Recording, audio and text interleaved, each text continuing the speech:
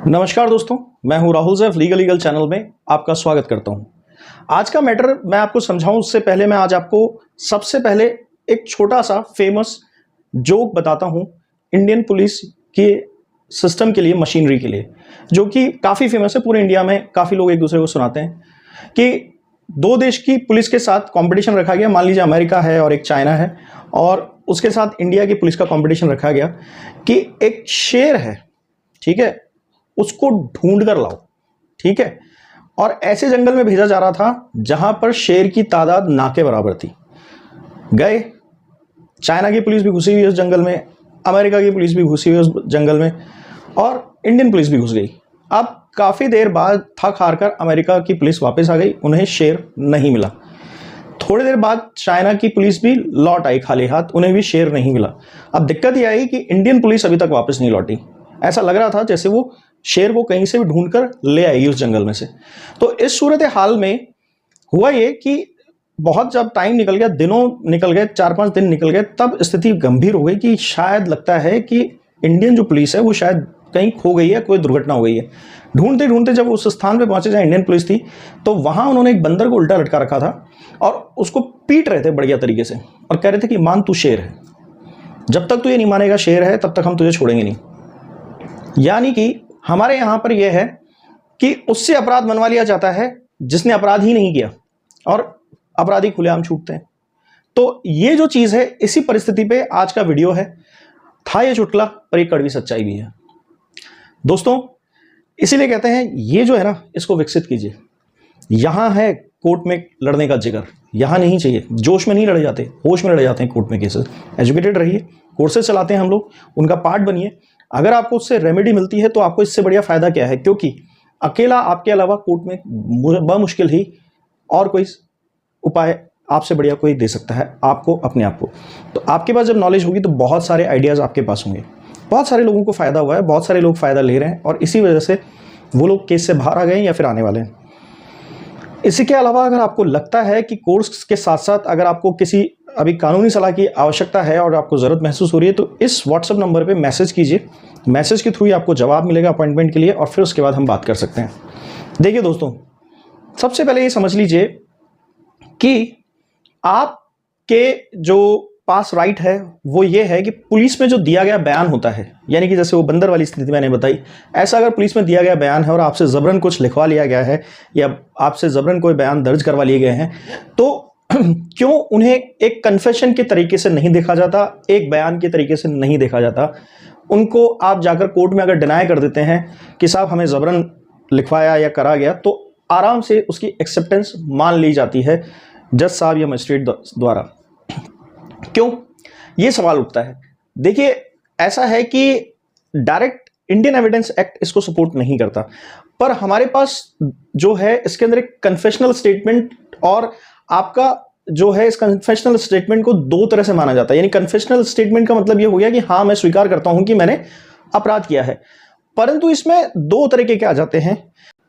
एक होता है आपका इनकल्पेटरी और एक होता है एक्सकल्पेटरी। इनकल्पेटरी क्या है कि अपराध में जो आप स्वयं हैं उसके अंदर आप खुद अपने आप को फंसा रहे हैं, यानी मान रहे हैं कि हाँ, मैं अपराधी हूं। और एक होता है एक्सकल्पेटरी। एक्सकल्पेटरी में क्या होता है कि आप अपने आप को उसके अंदर बचा रहे हैं, सेव कर रहे हैं। कैसे? देखिए, आपने एक मूवी देखी होगी रुस्तम। रुस्तम मूवी अगर आप देखेंगे तो उसका सबसे बढ़िया एग्जाम्पल है एक्सकल्पेटरी। एक्सकल्पेटरी का मतलब यह है कि उसके अंदर मारा पीटा गया हो या किसी को आपने हत्या भी कर दी हो, तो उसका उदाहरण सबसे बढ़िया है। वो क्या है? वो उदाहरण यह है कि रुस्तम मूवी में अपने पत्नी के प्रेमी को जो कैरेक्टर होता है वो मार देता है, और जब मार देता है तो फिर उसके बाद वो बाद में कोर्ट में बयान देता है कि ये सामने वाले ने मुझ पर गोली चलाने की कोशिश की, उससे बचने के लिए सेल्फ डिफेंस में मेरे हाथ में वो रिवॉल्वर गलती से आ गई और मैंने ना चाहते हुए मेरे हाथ से गोली चल गई। ये नानावटी केस बहुत फेमस केस है, इस पे सत्य घटना पे आधारित ये रुस्तम मूवी बनी है।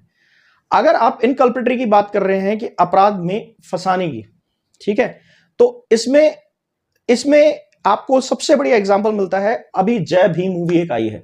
जिसमें काफी आदिवासियों को मार पीट कर किसी भी अपराध में एक एक आदमी पे दो दो तीन तीन अपराध किसी टाइम में लगाने का चलन था।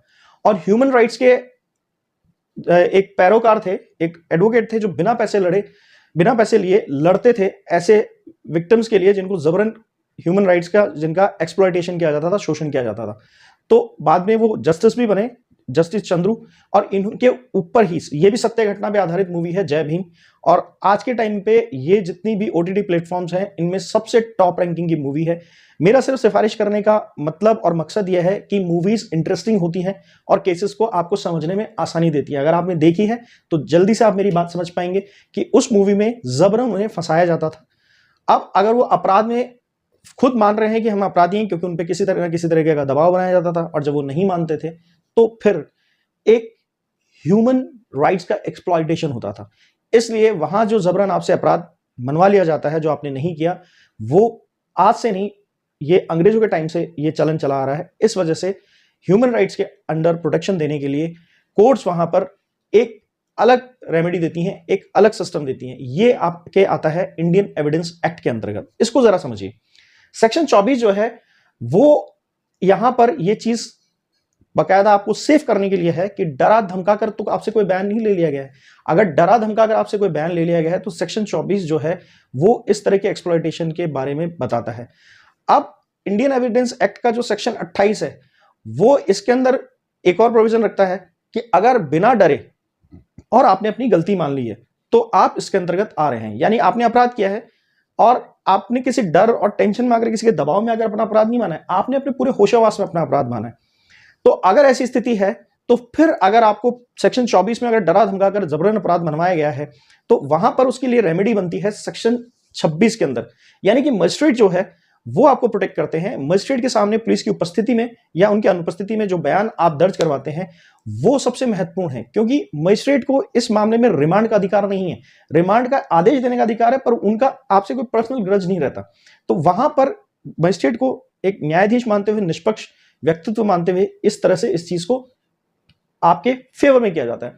अब मैं इतनी बात आपको क्यों बता रहा हूं? देखिए, सबसे ज्यादा दो तीन चीजों में ऐसा होता है। रेप है, झूठे केस जो रेप के होते हैं। इसके अलावा मनी एक्सटॉर्शन है, और ये दहेज उत्पीड़न वाले तो सबसे ज्यादा फेमस है इस चीज में कि पुलिस वाले जबरन ही वहां मनवाने की कई बार कोशिश करते हैं। तो अगर आपने वहां पर थाने में पुलिस के दबाव में आकर, डंडे खाके, पिटाई खाकर, या फिर किसी और वजह से, या उनकी धमकियों से डरकर ही अगर आपने कोई बयान दे दिया है तो निश्चित रहिए केस की किसी भी स्टेज पे हूं, आप इस मामले को उठा सकते हैं कि मुझे जबरन बयान दिलवाया गया। मैं अपने जो बयान है अब वो मजिस्ट्रेट साहब के सामने पुनः रिकॉर्ड करवाना चाहता हूं। और ये परिस्थिति मान के चलिए कि आपके केस में बहुत बड़ा फेरबदल ला सकती है, क्योंकि कई बार क्या होता है कि आपके एक्सेप्टेंस के बिहाफ पे, क्योंकि आप तो ये मान के बैठे हैं कि मैंने एक्सेप्टेंस दे दिया अब तो केस मुझ पे चलना लाजमी है। चाहे वो अलग बात है कि आप मानते हैं कि आपने अपराध नहीं किया और आप जानते भी और सामने वाली पार्टी साबित भी नहीं कर पा रही। अगर आपने वापस यही चीज चलते केस के अंदर उठा दी कि मुझे जबरन इस मैटर के अंदर उलझाया गया था, तो ऐसी सूरत के अंदर ये केस पूरा चेंज हो सकता है। इसीलिए थोड़ा सा समझने के लिए प्रैक्टिकल एग्जांपल आप इन दो मूवीज से देख के पा सकते हैं। इसमें सबसे अच्छी चीज ये चलते केस में जो रुस्तम मूवी है, यानी नानावटी केस वाला जो मैटर है, उसके अंदर बहुत क्लियर इस चीज को दिया गया है। अब इस चीज को बहुत अच्छे तरीके से सुप्रीम कोर्ट ने, एक बहुत लैंडमार्क जजमेंट है Palvinder Kaur versus state of Punjab, इसमें सुप्रीम कोर्ट ने पूरी तरह से इस चीज को डिफाइन किया। जो बात मैं आपको यहां पे कह रहा हूं पूरी तरह से किया है। लिंक डिस्क्रिप्शन में मिल जाएगा आपको, पर अगर एक आध दो दिन नहीं मिले तो प्लीज आप तसल्ली रखिएगा, क्योंकि ये जजमेंट हमें भी अभी मिल नहीं रहा है। तो जैसे ही अगर हमें मिलता है, हो सकता है वीडियो अपलोड करते करते, ये मेरी टीम लगी हुई है, अगर वो सपोर्ट कर देते हैं तो मैं आपको शायद ये वीडियो अपलोड करने से पहले ही ये उपलब्ध करा दूं। पर फिलहाल ये थोड़ी तसल्ली का पॉइंट रखिएगा। और जजमेंट के लिए मैं आपको यही कहूंगा कि इस जजमेंट को आपको जरूर पढ़ना चाहिए। ये जजमेंट अगर आपके पास और कहीं भी किसी और साधन से भी उपलब्ध हो रहा है तो जरूर देखिए, क्योंकि ये जो Palvinder Kaur versus state of Punjab का जो जजमेंट है ये बहुत लैंडमार्क जजमेंट है। इसमें सुप्रीम कोर्ट के वर्डिक्ट्स हैं और बहुत अच्छे तरीके से समझाया गया है। पुलिस की जाति के बारे में डिफाइन किया गया है और वहां दिए गए हर बयान के बारे में डिफाइन किया गया है। देखिए, मैं आपको जो समझाना चाह रहा हूं उसके पीछे सिर्फ एक मोटिव है कि आप झूठे केस में ना फंसें। और सबसे बड़ी बात है कि पुलिस में दिए गए बयान के आधार पर आप पे झूठा केस चलना शुरू हो जाता है। मगर आपको शायद नहीं पता होता है कि अगर वहां जो बयान दिया है या जबरन आपसे जो बयान ले लिया गया है तो उसको आप केस की किसी स्टेज पे भी अपने लिए करेक्शन पे ला सकते हैं। तसल्ली की बात यह है कि आपको डरने की जरूरत नहीं है। कानून आपको हर जगह से प्रोटेक्ट करता है। अगर कहीं कानून के किसी संदर्भ में संक्षिप्त तौर पे आपके साथ जाती हुई है। तो ये बात आप कहीं भी उठा सकते हैं, यहाँ तक कि मानव अधिकार आयोग भी आपको इस बात के लिए बहुत अच्छा प्रोटेक्शन देता है। मानव अधिकार आयोग ने पुलिस की जातियों के बारे में बहुत बार खुलकर साथ दिया है लोगों का, जब उनके साथ पुलिस की जातियां हुई हैं। तो ऐसी सूरत में आपको भी अपने लिए प्रोटेक्शन डेवलप करना चाहिए। देखिए, अपराधी जो है वो जरूर फंसना चाहिए, मैं चाहता हूं। तो अगर आपके आगे कोई अपराधी है और वो अभी इस वक्त विजेता वाली पोजीशन पे है, तो वो डाउन तभी आएगा जब आपके अंदर का कॉन्फिडेंस बढ़ेगा, डर खत्म होगा, और वो है नॉलेज। नॉलेज ही यहां पर आपको केसेस के अंदर मजबूत करेगी।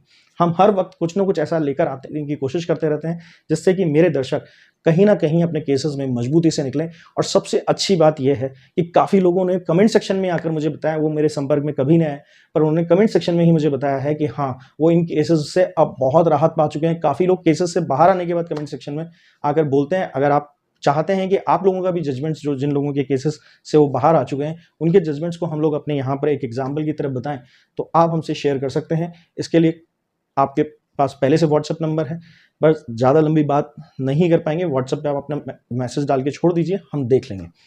दोस्तों, आज का वीडियो कैसा लगा लाइक कर दीजिएगा, शेयर कर दीजिएगा, और कमेंट सेक्शन में बता के जाइएगा कि क्या आज का वीडियो फ्रूटफुल था आपके लिए, और अगर था तो फिर सब्सक्राइब जरूर कीजिएगा। पहली बार आए हैं या फिर आते रहते हैं मेरे इस चैनल को देखने के लिए।